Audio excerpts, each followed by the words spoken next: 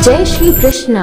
नमस्कार दोस्तों, आज हम श्रीमद् भगवत गीता यथार्थ सरल अनुवाद हिंदी भाषा में महंत परमानंद दास महानुभाव एवं तपस्विनी साधा बाई महानुभाव प्रकाशित श्री कृष्ण शरणम ट्रस्ट, श्री कृष्ण परमधाम मंदिर, गुरुग्राम रोड, बड़खल, फरीदाबाद द्वारा लिखित पुस्तक श्रीमद् भगवत गीता अध्याय 9 का हिंदी में सारांश सुनेंगे।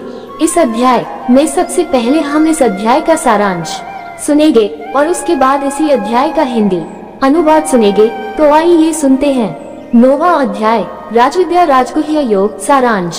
भक्ति योग के संबंध में बताए गए विज्ञान सहित ज्ञान के उपदेश को भगवान यहाँ फिर विस्तार से समझाते हैं। अपने गुण, प्रभाव और विभूतियों का वर्णन करते हुए जीवात्मा का और अपना परस्पर संबंध बतलाते हैं। अपनी भक्ति और आनंद प्राप्ति का उपाय समझाकर नित्य निरंतर चिंतन करने वाले अपने भक्तों का योगक्षेम स्वयं चलाने का रहस्य सुनाते हैं। देवताओं की उपासना करने वालों को क्षणिक और नाशवान फल मिलते हैं तथा उनकी उपासना को अविधि पूर्वक बताते हैं।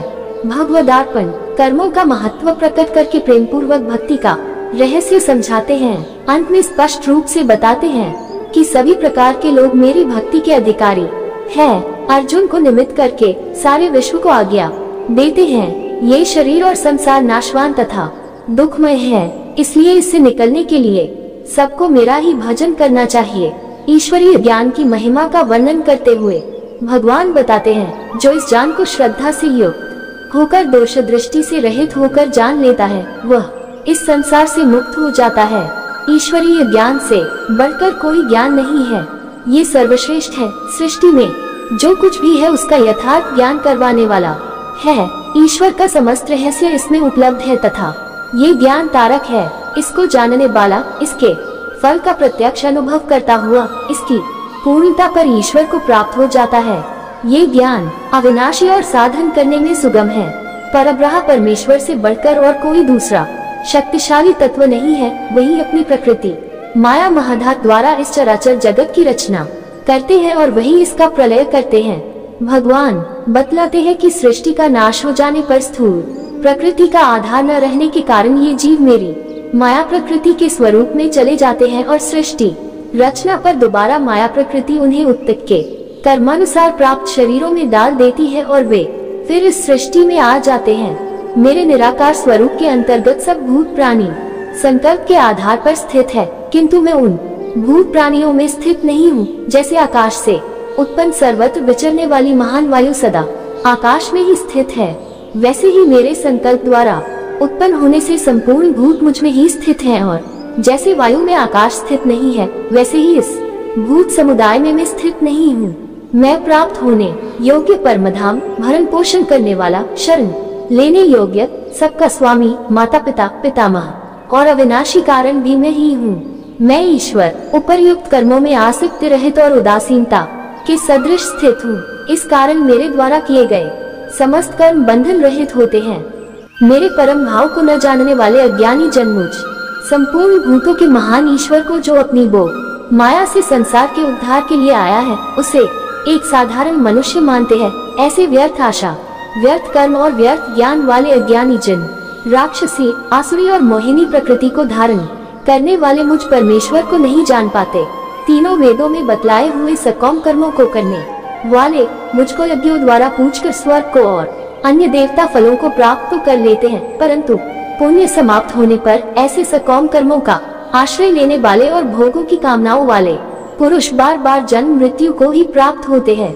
देवताओं को पूजने वाले श्रद्धा से युक्त सकौम कर्म करने वाले एक तरह से मुझको ही पूजते हैं, किंतु उनका ये पूजन अविधि पूर्वक अर्थात अज्ञान पूर्वक होता है, क्योंकि वे ये भूल जाते हैं कि संपूर्ण यज्ञों का भोक्ता और स्वामी तो मैं ही हूँ। और इस तरह मुझ परमेश्वर को तत्व से न जानने के कारण उनका पतन हो जाता है, अर्थात वे पुनर्जन्म को प्राप्त होते हैं। दैवी अर्थात भगवद प्रकृति के आश्रित रहने वाले महात्मा जन मुझे सब भूतों का सनातन कारण और अविनाशी जानकर अनन्य भाव से युक्त होकर निरंतर मुझको भजते हैं। ऐसे दृढ़ निश्चयी आप सदा मेरे ध्यान में लगे हुए मेरे नाम, गुण और प्रभाव का कीर्तन करते हुए मेरी प्राप्ति के लिए अनन्य प्रेम से भरकर मेरी उपासना करते हैं। दूसरे ज्ञानी जन ज्ञानयज्ञ द्वारा अनन्य भाव से मेरा पूजन और आराधना करते हैं और कई मेरे भक्त बहुत प्रकार से स्थित मुझ विराट स्वरूप परमेश्वर की भाव से भरकर भक्ति करते हैं। ऐसे अनन्य प्रेमी भक्त जो निष्काम भाव से मेरा निरंतर चिंतन करते हुए मुझे भजते हैं, उनकी आवश्यकताओं की पूर्ति अपनी प्राप्ति सहित और प्राप्त वस्तुओं की रक्षा में स्वयं प्रदान कर देता हूँ। अपने भक्तों के लिए प्रेम पूर्वक भजने की क्रियाओं को बताते हुए भगवान कहते हैं, जब मेरा भक्त प्रेम से भरकर मुझे पत्र, पुष्प, फल या जल जैसी साधारण सी भेंट भी अर्पण करता है, तो मैं उस निष्काम प्रेमी भक्त की भेंट की सगुण रूप से प्रकट होकर बड़ी प्रसन्नता से स्वीकार करता हूँ। भगवान समझाते हैं, कर्म शुभ हो अथवा अशुभ दोनों ही बंधन कारक है। इसलिए जो भी कर्म किए जाए, जो खाद्य पदार्थ ग्रहण किए जाए, जो यज्ञ किया जाए, जो दान दिया जाए और जो तप किया जाए, वो सब श्री कृष्ण अर्पण करके करना चाहिए। इस तरह मनुष्य कर्म बंधन से मुक्त होकर मुझे हो प्राप्त होगा। प्रेम पूर्वक भक्ति के उपदेश का उपसंहार करते हुए भगवान कहते हैं, जो लोग मुझे प्रेम पूर्वक भजते हैं वो मेरे हैं और मैं उनका हूँ। बाकी सब भूत प्राणियों में मैं संभाव से स्थित हूँ, उनमें न कोई मेरा प्रिय है और न कोई अप्रिय। अंत में घोषणा पूर्वक कहते हैं, मेरी भक्ति के सब अधिकारी है, चाहे वो स्त्री, वैश्य, शूद्र, चांडाल या कोई भी हो, वे मेरी शरण में आकर मेरी परमगति को प्राप्त होते हैं। दुराचारी से दुराचारी भी यदि अनन्य भाव से मेरी प्रेम पूर्वक भक्ति करता है, वह भी शाश्वत शांति को प्राप्त होता है। हे कुंती पुत्र, यह निश्चित है कि मेरे भक्त का कभी नाश नहीं होता। इसलिए इस दुख भरे और नाशवान संसार में आकर तुम मेरा ही भजन करो, यही तुम्हारे लिए कल्याण का रास्ता है। अभी तक आप इस अध्याय का सारांश सुन रहे थे। आइए अब इस अध्याय का हिंदी अनुवाद सुनते हैं। 9वां अध्याय, राजविद्या राजगुह्य योग। हिंदी अनुवाद। श्री कृष्ण भगवान बोले, तू दोष दृष्टि से रहित है, इसलिए इस परम गोपनीय विज्ञान सहित ज्ञान को मैं तेरे प्रति पुनः भली भांति कहूँगा, जिसको जानकर तू इस दुख रूप अशुभ संसार से मुक्त हो जाएगा। यह विज्ञान सहित ज्ञान सभी विद्याओं और गोपनीयों का राजा, अति पवित्र, अति उत्तम, प्रत्यक्ष फलदायक, धर्मयुक्त, साधन करने में बड़ा सुखदायक और अविनाशी है। हे परंतप, जो पुरुष इस ज्ञान पर आधारित ईश्वरीय धर्म में श्रद्धा नहीं रखते, वे अश्रद्धालु लोग मुझे प्राप्त न होकर मृत्यु संसार में ही चक्कर लगाते रहते हैं। मुझ परमेश्वर से ही यह संपूर्ण जगत परिपूर्ण है। सभी जीव मेरे अंतर्गत संकल्प के आधार पर स्थित हैं, लेकिन मैं उनमें स्थित नहीं हूँ। ये सब भूत समुदाय मुझ में स्थित नहीं है, किंतु मेरी ईश्वरीय योग शक्ति को देख कि सब भूतों का धारण पोषण करने वाला और सब जीवों को उत्पन्न करने वाला होने पर भी मैं उनमें स्थित नहीं। हाँ, जैसे सर्वत्र विचरने वाली महान वायु सदा आकाश में ही रहती है, वैसे ही मेरे संकल्प द्वारा उत्पन्न ये संपूर्ण भूत समुदाय मुझ में स्थित है, ऐसा तुम जानो। हे कौन्तेय, कल्पों के अंत में सब जीव मेरी प्रकृति को प्राप्त होते हैं और कल्प के आदि में उनको मैं फिर सृष्टि में लाता हूँ। मैं अपनी प्रकृति माया को स्वीकार करके उसके अधीन हुए इस संपूर्ण भूत समुदाय को बार बार उनके कर्मों के अनुसार सृष्टि में लाता हूँ। हे धनंजय, उन कर्मों में आसक्त रहित और उदासीन के समान होने के कारण वे कर्म मुझे नहीं बांधते। हे कौन्तेय, मेरी अध्यक्षता में माया प्रकृति इस चराचर जगत को रचती है, इसी कारण ये संसार चक्र घूम रहा है। मेरे परम भाव को न जानने वाले मूल लोग मनुष्य शरीर धारण करने वाले मुझ संपूर्ण भूतों के महान ईश्वर को यथार्थ रूप से नहीं जानते। ऐसे व्यर्थ आशा, व्यर्थ कर्म, व्यर्थ ज्ञान और अन्यथा ज्ञान वाले अज्ञानी जन राक्षसी, आसुरी और मोहिनी प्रकृति को धारण किए रहते हैं। हे पार्थ, दैवी प्रकृति के आश्रित महात्मा जन मुझे सब भूतों का सनातन कारण और अविनाशी जानकर अनन्य चित्त से युक्त होकर निरंतर मेरा ही भजन करते हैं। ऐसे दृढ़निश्चय वाले भक्तजन सदैव मेरे नाम और गुणों का कीर्तन करते हुए, मेरी प्राप्ति के लिए यत्न करते हुए, मुझको बार बार प्रणाम करते हुए और सदा मेरे ध्यान में युक्त होकर अनन्य प्रेम से मेरी ही उपासना करते हैं। अन्य ज्ञानयोगी मुझ परब्रह्म परमेश्वर का ज्ञान यज्ञ के द्वारा एक ही भाव से पूजन करते हुए मेरी उपासना करते हैं, और दूसरे काय मनुष्य मुझ विराट स्वरूप परमेश्वर की कई प्रकार से उपासना करते हैं। ऋतु में हूँ, यज्ञ में हूँ, स्वधा में हूँ, औषधि में हूँ, मंत्र में हूँ, मृत में हूँ, अग्नि में हूँ और हवन भी में ही हूँ। इस संपूर्ण जगत को धारण करने वाला एवं कर्मों के फलों को निर्धारित करने चाला पिता, माता, पितामह, जानने योग्य, पवित्र ओकार तथा ऋग्वेद, सामवेद और यजुर्वेद भी मेरे ही कारण हैं, अर्थात मैं ही हूँ। मैं प्राप्त करने योग्य परमधाम, सबका भरण पोषण करने वाला, सबका स्वामी, जीव के शुभ अशुभ कर्मों को देखने वाला, सबका रहने का स्थान, शरण ग्रहण करने योग्य, स्वार्थ हित करने वाला, सबकी उत्पत्ति प्रलय का कारण, स्थिति का आधार, निधान और अविनाशी कारण भी मैं ही हूँ। मेरी आज्ञा से ही सूर्य तपता है, मैं ही वर्षा का आकर्षण करके उसे बरसता हूँ। हे अर्जुन, मैं ही अमृत और मृत्यु हूँ तथा सत असत भी मैं हूँ।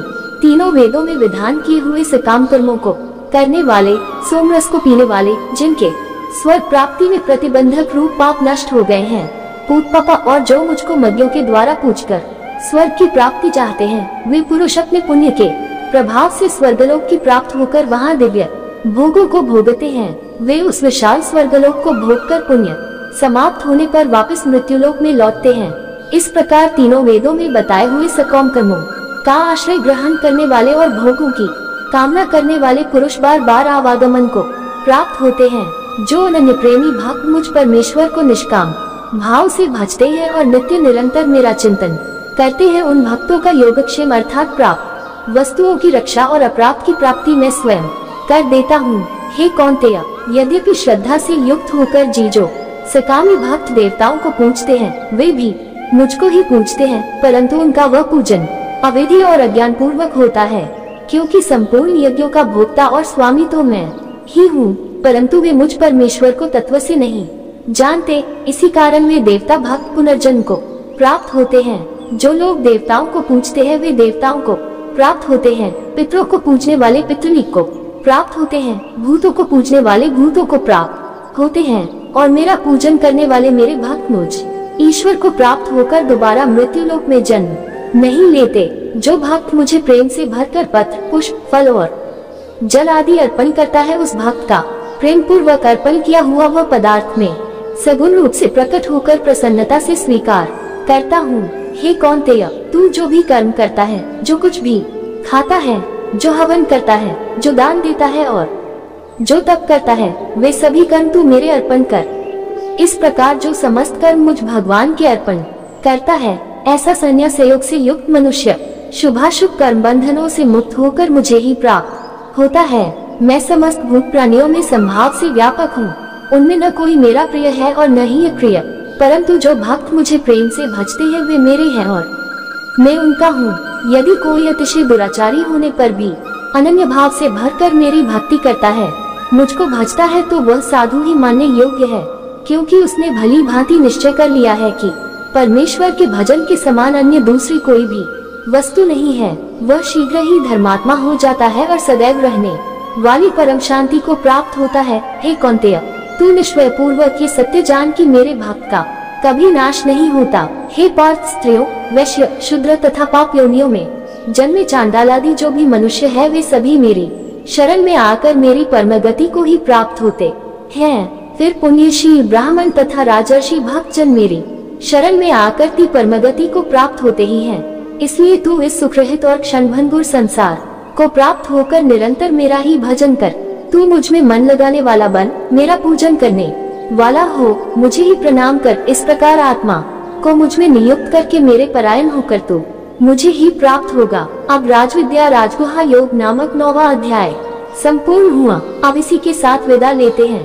कल फिर इससे अगला अध्याय लेकर हाजिर होंगे। तब तक सभी को जय श्री कृष्णा जी। श्री कृष्णा परमस्तु।